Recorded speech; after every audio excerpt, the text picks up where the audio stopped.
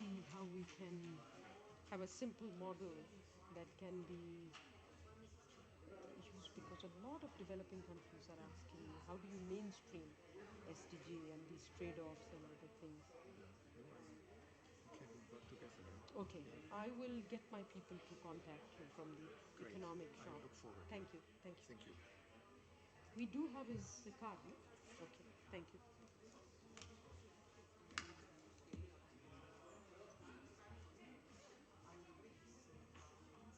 So is somebody from UNIDO coming to take over this platform? Okay, I'm off.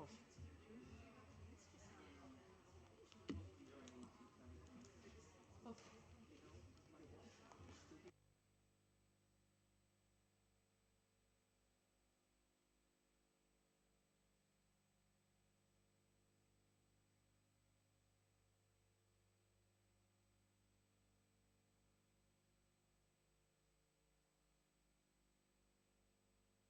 Please take your seats for a few minutes.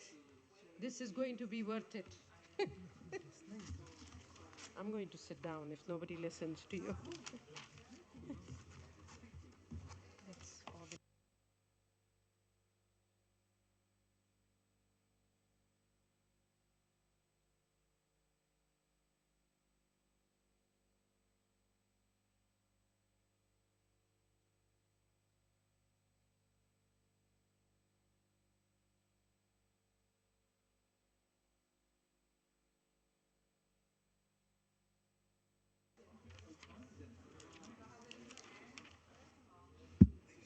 Excuse me.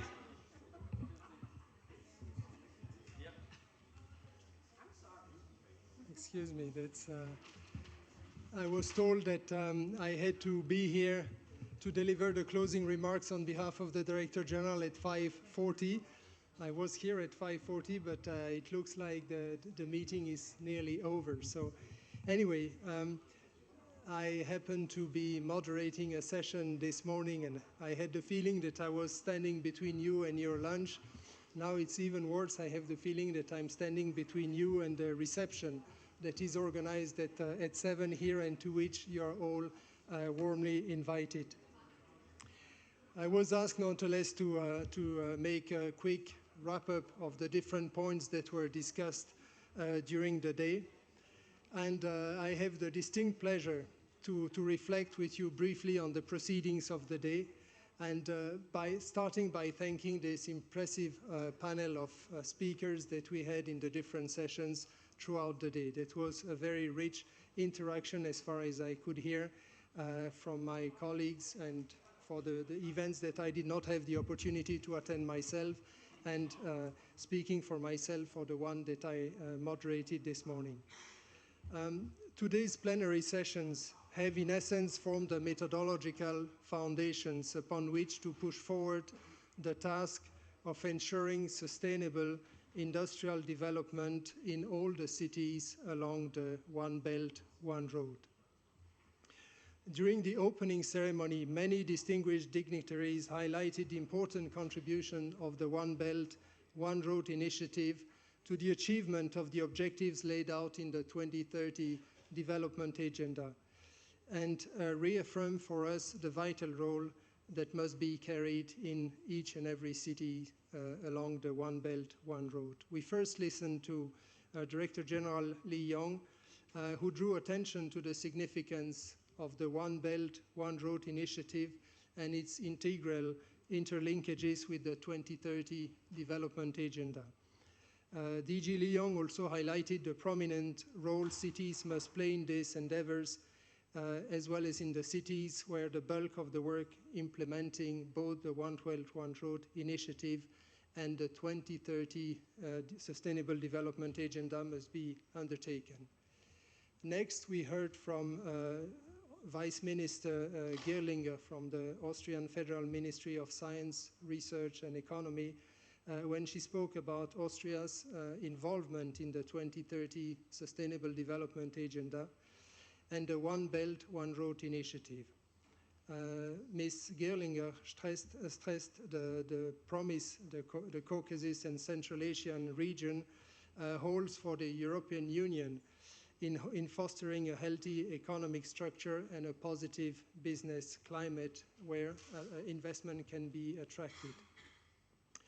Nonetheless, as she so well reminded us, with increased economic growth comes increased pollution, and in this respect, Sustainable Development Goal 9 presents us with an opportunity for positive global development and for fostering a sustainable internationalized economy.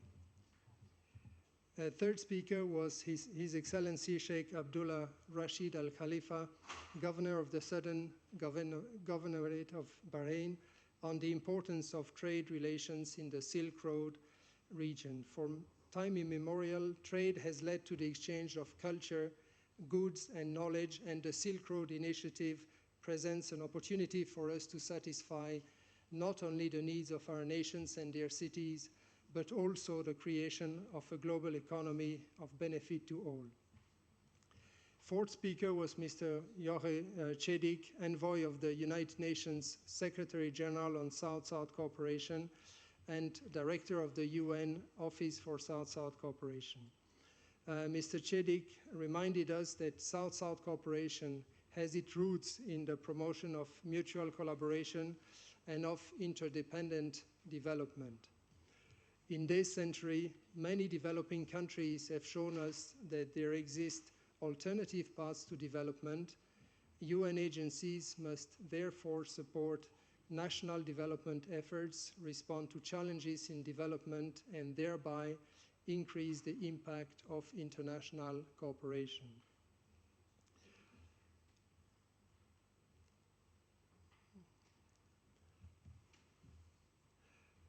As Mr. Cedik underscored this morning, the model of South-South and triangular cooperation is expected to play a strong role in accomplishing the objectives laid out in the 2030 Agenda. The next speaker, Mr. Kai Sheng, Chairman of the Finance Center for South-South Cooperation, who emphasized cities and their role in promoting sustainable development. The challenge for developing countries today lies in financing. With appropriate financial support, countries along the One Belt, One Road can engage in South-South exchanges and can properly utilize the opportunities afforded by international platforms such as today's events. Events of this nature can act as a bridge and can promote partnership development along with concrete plans for financing. Speaker number 6 was Mr. Shamshad Akhtar, Ms. Shamshad Akhtar, Executive Secretary of the UN Economic and Social Commission for Asia and the Pacific, who linked today's proceedings with the Habitat 3 conference underway in Quito.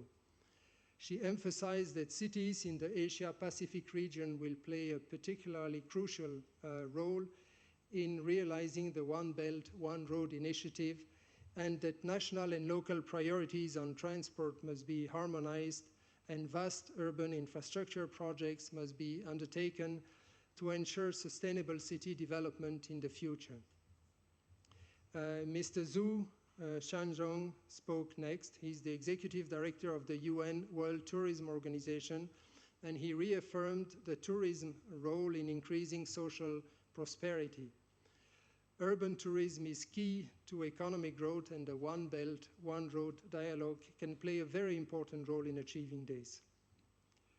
We then heard Mr. Chen Rongzhu, Vice Mayor of Guangzhou in China, who urged us to establish partnerships for normalized exchanges and to strengthen our foundations for mutually beneficial cooperation following wide consultations with all parties concerned. The One Belt, One Road initiative promotes the opening up and embracing transparency and shared mutual benefits that will inevitably accompany this process. And finally, to close the opening session, Dr. David Nabarro, Special Advisor of the Secretary General on the 2030 Agenda for Sustainable Development, stressed that the One Belt, One Road initiatives and its enormous potential to contribute to the 2030 Agenda of Sustainable Development. All 5 pillars of this initiative are well aligned with the 17 Sustainable Development Goals. And as the initiative spans the continents of Asia, Europe, and Africa, this will enable it to have widespread influence across the globe. Moving now to session 1 that was devoted on the history and the exchanges along the One Belt, One Road. We started with a keynote address on the history and the rich cultural heritage that the countries have along the region for about 1,000 years, when they have been exchanging goods, exchanging services, trading amongst themselves. And since it happens to be the session that I was moderating this morning, allow me to use my own notes and a few of the sound bites or the takeaways that I have collected from this. From the opening session by the keynote speaker, I was particularly impressed by a slide that he put at the very end with the different cities around the world that are likely to grow by 10 million between now and 2030. And it was quite impressive to see how this pattern that you see on a world map actually is neatly aligned along the One Belt, One Road initiative. So obviously that is one of the most vibrant parts of the world insofar as population growth is concerned in the years to come, and that justifies, this one more reason to justify the emphasis paid by the global community and the China in this particular region. We had then some presentation from the financing sector, from a banker explaining how equity financing in this region can help trigger and accelerate development and offset a dart of financing that is impeding development along the 60-odd countries in the region. We heard from the World Tourism Organization also a statement taken from Forbes magazine, I think, to the effect that the One Belt, One Road was probably the most powerful brand in the world. And I think it's quite a statement to make at that point. Next was a statement or a presentation by the Foreign Ministry of our host country, of Austria here, who made a very powerful statement on the interaction between the Agenda 2030 and the One Belt, One Road initiative, and from his point of view stressed the fact that the One Belt, One Road initiative should be indeed a driver of the sustainable Agenda 2030 for sustainable development.